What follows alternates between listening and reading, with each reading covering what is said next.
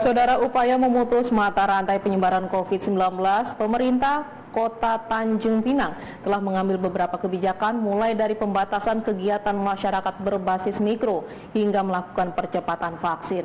Untuk mengetahui sejauh mana pelaksanaan saat ini, kita sudah tersambung secara video konferensi dengan PLT Kadis Kesehatan Tanjung Pinang, Ibu Dr. Nugraheni. Assalamualaikum warahmatullahi wabarakatuh. Selamat malam, Ibu. Terima kasih atas waktunya untuk live video konferensi bersama program Detak Tanjung Pinang, Ibu. Ya. Waalaikumsalam warahmatullahi wabarakatuh. Salam sehat, salam sejahtera bagi para pemirsa semua. Ya, Ibu. Ini sudah 1 bulan lebih ini pemberlakuan pembatasan kegiatan masyarakat atau PPKM berskala mikro di Tanjung Pinang. Bagaimana hasilnya, Ibu, terutama jika dikaitkan dengan angka kasus COVID terbarunya, Ibu? Ya, terima kasih. Seperti yang kita sampaikan, yang selalu saya sampaikan, setiap ada kesempatan saya bisa berbagi informasi kepada siapa saja bahwa ada dua langkah besar yang harus diambil untuk mengendalikan pandemi ini. Pertama adalah memutus mata rantai penularan, dan kedua adalah mempertinggi daya tahan tiap-tiap individu.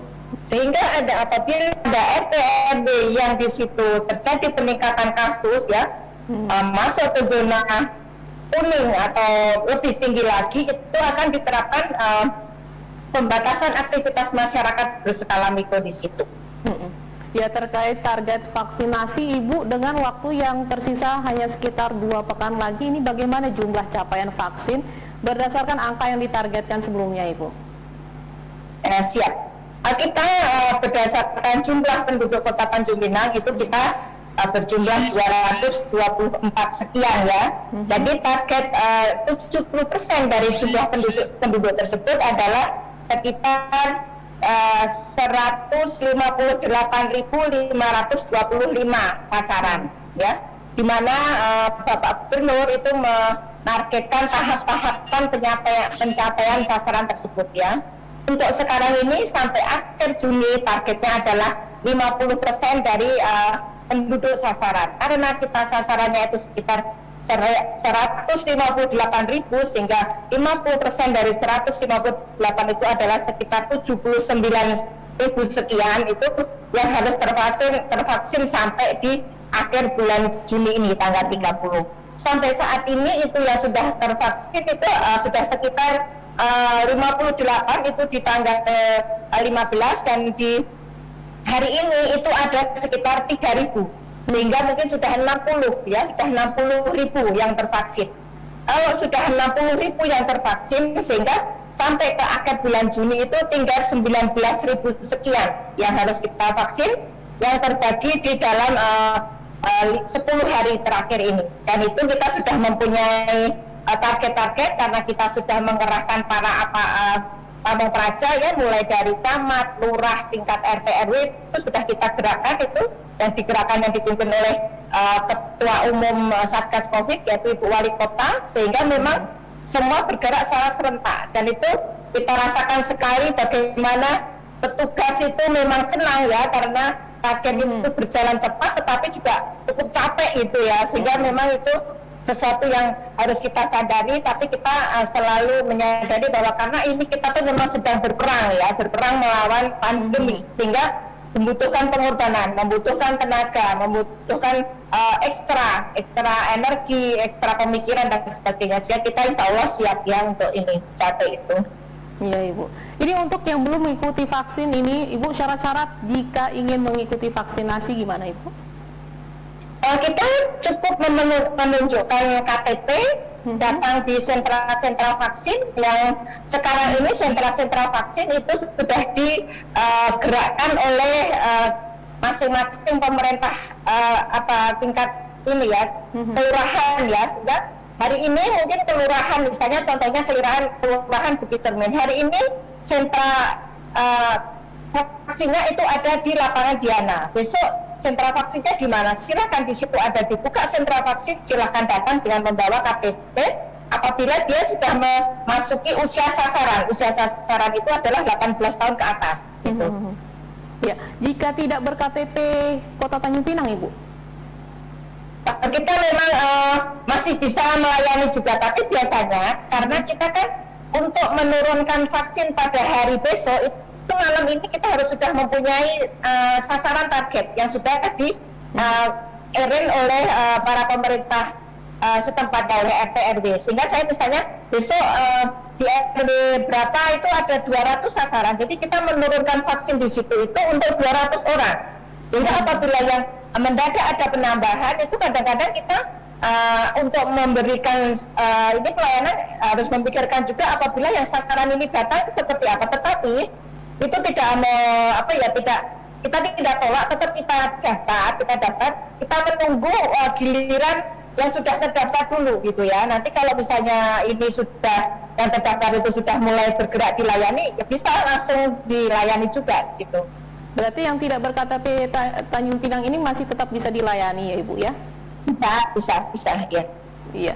Dan bagaimana pelaksanaan vaksinasi di lapangan Ibu? Apakah sudah cukup maksimal atau dari segi sarana ketersediaan dosis atau maupun teknis lainnya Ibu? Alhamdulillah sih kalau dari segi petugas maupun ini ke support system ya, baik itu masyarakat setempat, RT RW atau bahkan para PKK, posisian kader yang ada di situ itu sudah bagus. Tetapi memang ketersediaan vaksin itu sangat terbatas ya. Sampai saat ini kami masih kekurangan vaksin untuk mencapai target 50% di akhir tanggal 30 Juni. Tapi tadi kami sampai menjelang maghrib itu kita melakukan rapat koordinasi di kediaman wali kota bersama tim ya, baik itu dari puskesmas, dari tim vaksin di tempat kita sendiri itu insya Allah dari provinsi itu besok ada penambahan Sinovac, terus nanti 2-3 hari juga ada penambahan Sinovac, ada penambahan AstraZeneca, ya maaf bukan Sinovac belum ada penambahan dalam waktu dekat ini.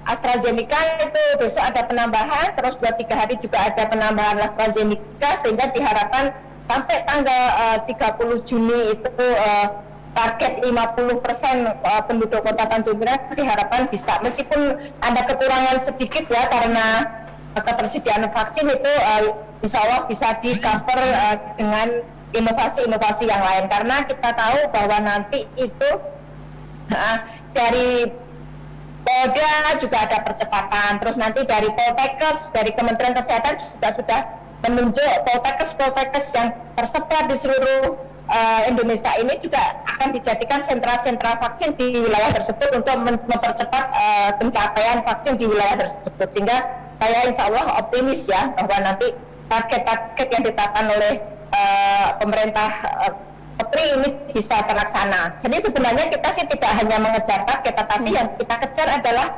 terbentuknya herd immunity di Kota Tanjung Pinang ini. Iya. Ini untuk penghimbauan kepada masyarakat yang belum mengikuti vaksinasi, Ibu, seperti apa? Iya, seperti kita ketahui bahwa vaksinasi itu adalah salah satu upaya untuk memutus perkembangbiakan penularan dari virus tersebut ya. Apabila virus itu terpapar ke tubuh orang dan dia sudah mampu tervaksin sehingga di dalam tubuhnya itu ada antibodi, itu sehingga dia tidak menimbulkan gejala yang berat ya.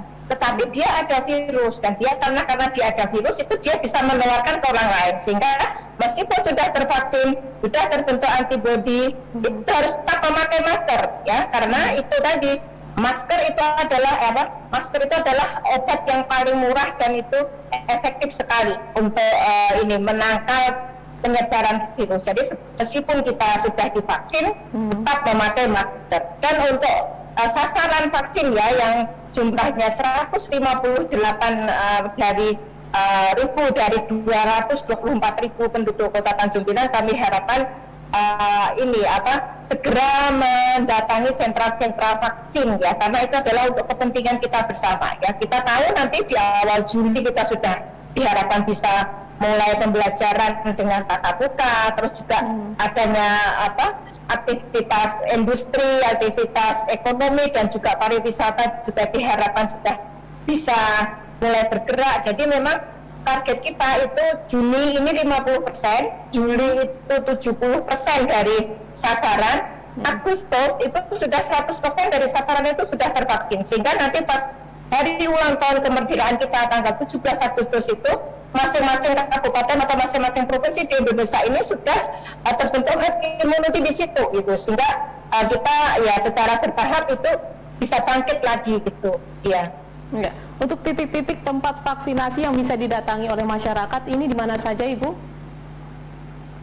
Sudah saya katakan tadi, sentra-sentra vaksinasi itu bergerak ya. Yang menggerakkan adalah pemerintah setempat ya, misalnya kelurahan dan kecamatan. Sehingga apabila ada masyarakat yang tidak tahu dia sentra vaksinasi, datang saja ke puskesmas. Kalau di puskesmas itu ada dibuka vaksinasi di puskesmas tersebut pada hari tersebut, silahkan boleh vaksin di situ.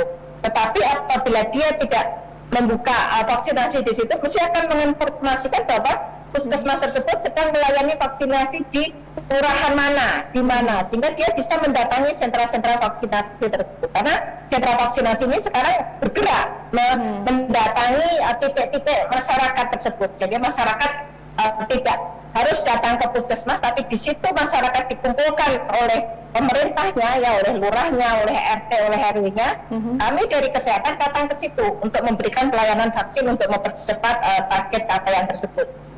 Iya, Ibu. Ini untuk beberapa waktu lalu ini Ibu terungkap bahwa ada sekitar 500 aparatur sipil negara di lingkungan pemerintah Kota Tanjung Pinang sendiri yang menolak divaksin, Ibu. Ini bagaimana tindak lanjutnya, Ibu? Ya, kami sudah berkoordinasi dengan ya tentu saja dengan pucuk pimpinan kami ya, dengan Bu Wali Kota, dan itu sudah didiskusikan untuk kita bersurat ke dinas-dinas tersebut untuk mendata kembali ASN-nya yang belum tervaksin, sehingga kita tahu persis, karena 500 angka tersebut itu adalah sebelum bulan puasa ya, karena kita kemarin kan targetnya sebelum puasa itu seluruh ASN sudah tervaksin, tapi ada yang belum ya, tapi kan sekarang kan sudah bergerak terus nih.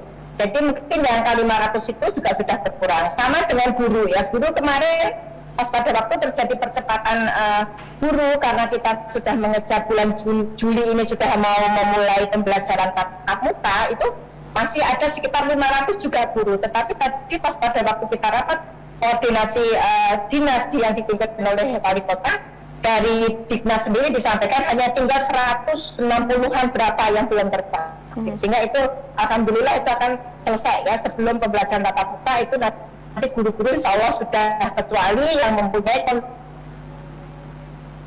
kontraindikasi ya yang memang tidak bisa divaksin ya. Oke, Ibu.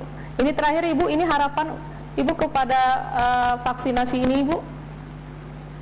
Ya, kami berharap vaksinasi ini berjalan ini ya sesuai dengan yang kita harapkan ya. Karena apa? Karena kalau kita semakin menunda tercapainya herd immunity itu, nanti kita akan semakin kasus COVID-nya juga tidak akan bisa kita kendalikan. Kalau kita kasus COVID-nya tidak akan kendalikan, otomatis seluruh aktivitas kita akan terhambat. Ekonomi juga akan melemah, sektor lain juga akan melemah. Dengan adanya herd immunity itu terbentuk semakin cepat, itu diharapkan memang terjadi kekebalan di wilayah tersebut ya. Dengan adanya kekebalan di wilayah tersebut, itu juga akan menghambat atau virus tersebut akan lama-lama kan tidak ada tempat untuk mereplikasi di dalam individu-individu, sehingga ya akhirnya akan pelan-pelan akan hilang ya, meskipun dia tidak hilang 100% ya, seperti saja masih ada, tetapi tidak menimbulkan dampak yang sampai terjadi penurunan dari aktivitas masyarakat karena angka yang cukup tinggi tersebut. Ya, Ibu, terima kasih Ibu Dr. Nugraheni, PLT Kepala Dinas Tanjung Pinang. Terima kasih. Ya, terima kasih. Ya, terima kasih. Ya, wassalamualaikum warahmatullahi wabarakatuh.